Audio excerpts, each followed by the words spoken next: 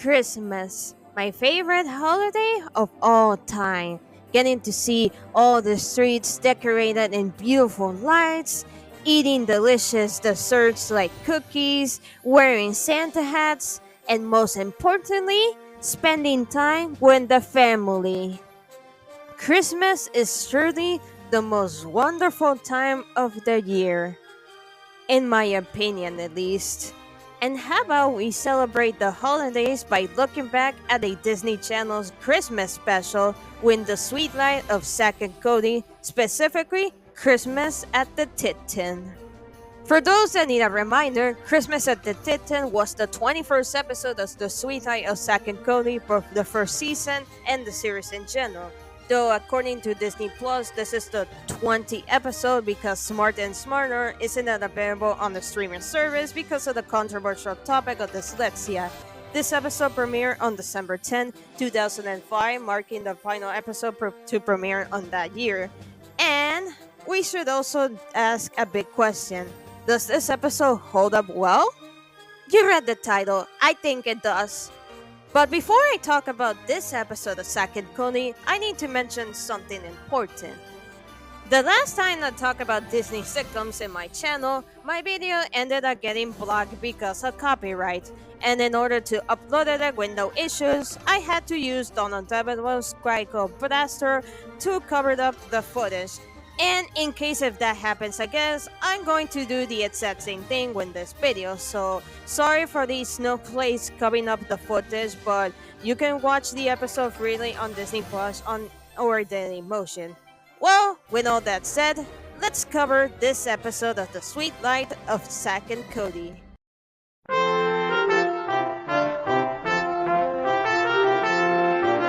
This is all so beautiful. I just love watching the white fluffy things fall from the sky. It's called snow, Esteban. Oh well, it's like the heavens have dandruff. Esteban is the best character of the entire show, no contest. It's, surprise surprise, Christmas at the Tipton, and Arwin just decorated the Tipton with beautiful Christmas lights. And then Cody accidentally causes a massive blackout. Hey, here's a bulb that's not working. No, Cody, no, that's the one that puts us into...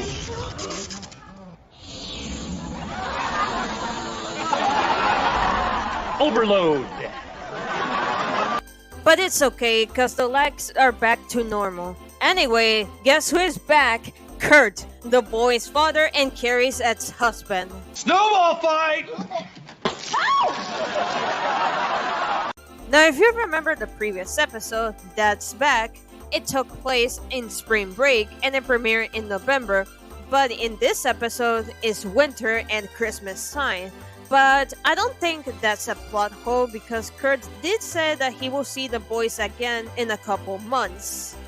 Meanwhile, serving as the B plot, the Tipton staff are having a secret Santa and Maddie really wants a present from London because for some reason she's also part of the secret Santa even though she doesn't work at the Tipton. So Maddie switches the bowl with one that only contains her name to make sure that London gets a present for her.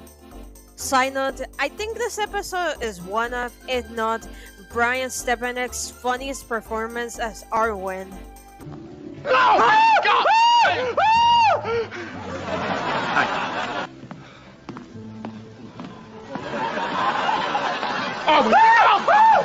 Hi. Fire up, old Betsy? Yeah. Oh, aye, Captain.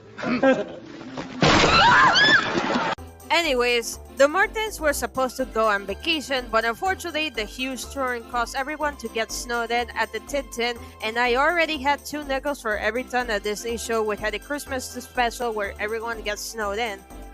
Carrie and Kurt decide to be nice with each other since it's Christmas, and when Cody sees the two hugging each other, he misinterprets this as the two getting back together. I'm pretty sure we already had an episode where we teach the viewers that we shouldn't jump on conclusions.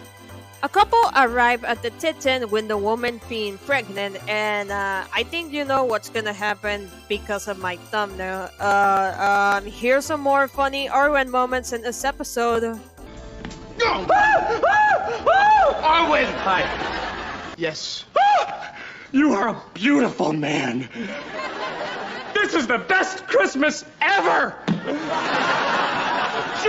to the world! Let's burn some chairs and Mr. Mosby asks the twins' parents if they can do a performance down the hall, and Cody is still convinced that they're going to get back together. Meanwhile, what about the subplot with Maddie's present? Well, Mr. Mosby suggests London that she should make the present by hand, but since London is, not smart, it doesn't go well for Maddie. London has made her an ugly sweater, but instead of being the typical not-so-ugly sweater that you see on Christmas, she made her a really ugly sweater, one that has 3 arms and no neck hole. Maddie is notably upset, and we get a classic, "You're selfish for only thinking about yourself. Appreciate what everyone else has made for you" scene. Back to the main plot, Carrie and Kurt managed to do a fantastic performance, but guess what? The twins discover that the two aren't getting back together, leaving a sad Cody to run away, and Zack, well, here's a funny moment from him. About that blonde, good choice. Bad timing. Back at the lobby, Arwin is looking for some woodlands to create some fire for the chimney. I don't know exactly where the chimney is located on the Tipton, but Arwin is seriously going insane for that. we'll have more privacy in our courtesy lounge. Thank you.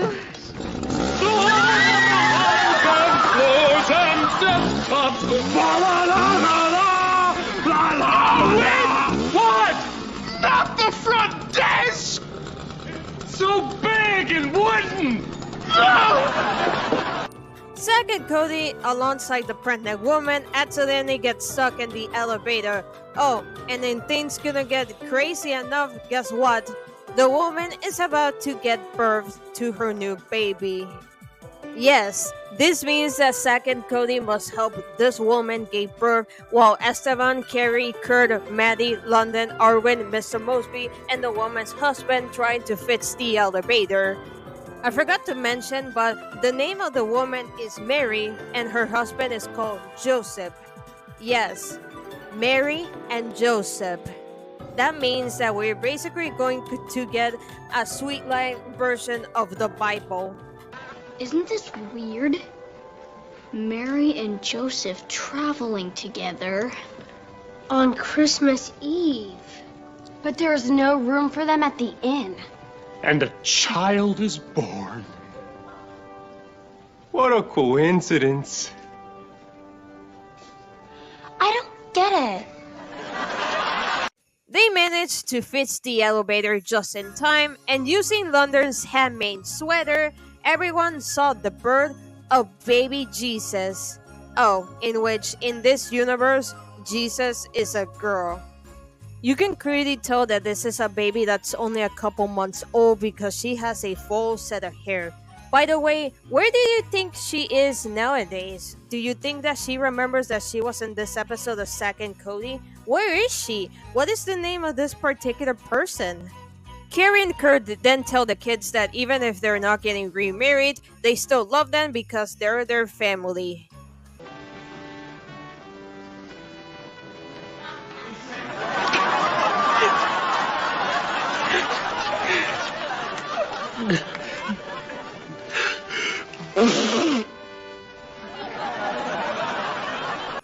Oh, Arwin, always being really funny.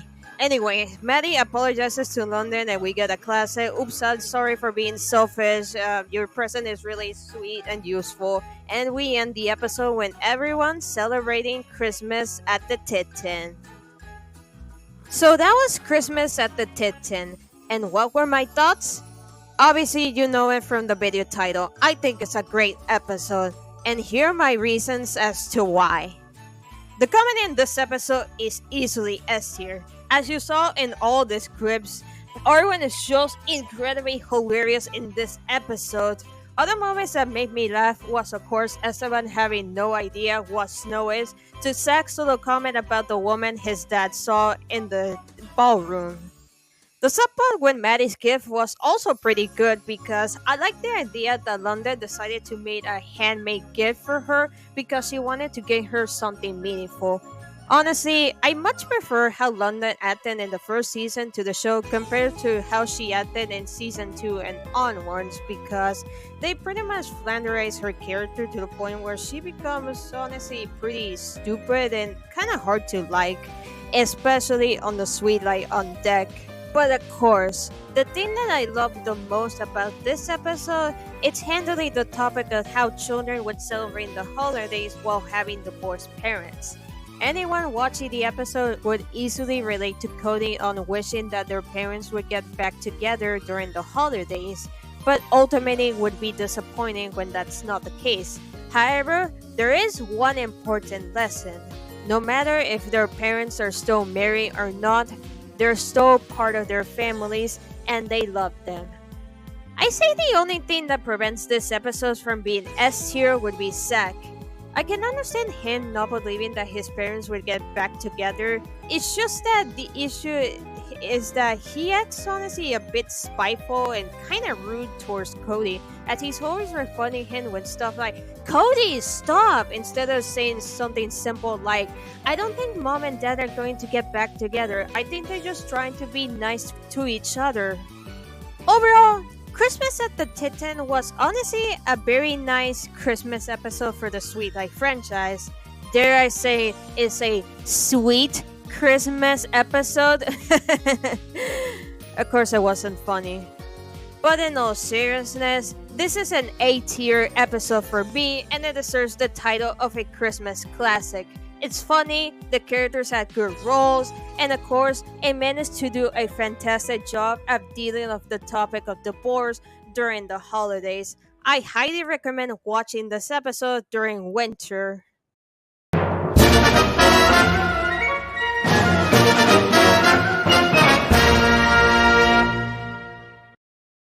That's right, you read the video title. This isn't a video just about celebrating Christmas. This is also a video celebrating the new year. You see, on the new channel, I was able to become a much more successful YouTuber than I did on the old channel. I even was able to have some videos that reached over 1,000 views. However, while I did manage to do some massive improvements when making videos, I do have some regrets that I wanted to share with you before 2025 ends. Obviously, the biggest regret that I had when this year was, of course, the terrible audio mixing that I had in the earlier videos, where the music was way too loud, you can barely hear my voice. I deeply apologize for that, and thank you so much for pointing it out. Thus, I was able to fix the audio mixing for future videos. My second regret is that there are some cases where I felt that I could have talked about more about a specific thing. Think, for example, the Pretty Curious Designs video where I did macaron and kiss dirty because I only mentioned two things about what makes their designs great and that's it. Or the International How to Train Your Dragon 2 toys where, yes, I did them pretty dirty because all that I did is mention that they were way better and cooler than the US getting frisbees and that's it. Probably should have spent more time talking about each toy individually instead of just Hiccup and Astrid. My third regret is that, oh man. At the end of my video about Mario and Peach's relationship, I put a clip of the Zack and Cody episode Rumors where Mr. Mosby tells the moral that everyone shouldn't be taking things out of context, but the audio for the clip wasn't working. I had no idea as to why until I found out the reason.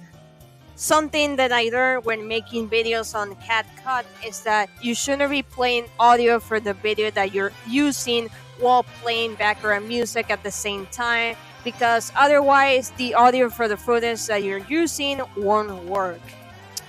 Yes, I really wish I would have learned this before uploading the video. My fourth regret is that while I still don't like the Powerpuff Girls episode Bubble Vicious, I honestly think it was a bad idea to put it in on my video on 40 Executed Morals in Cartoons because that's just an episode that I don't like while everyone else does. I either should go in a different episode of the Powerpuff Girls or a different show in general.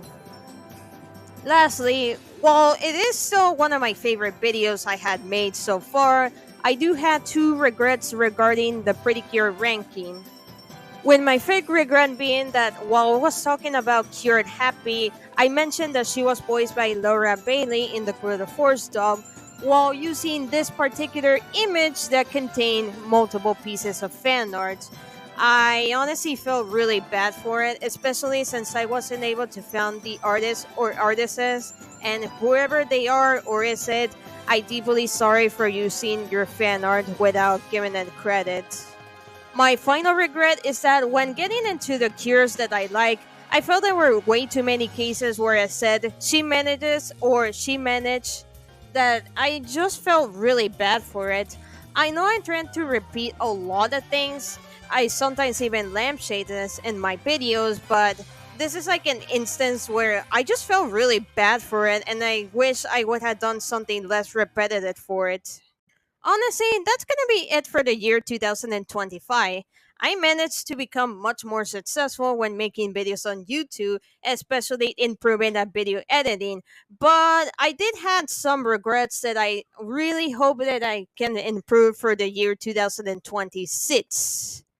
Now, if you do have some issues with my channel, such as the narration being way too repetitive, then that's okay because any criticism is welcome since my name means the one who always listens.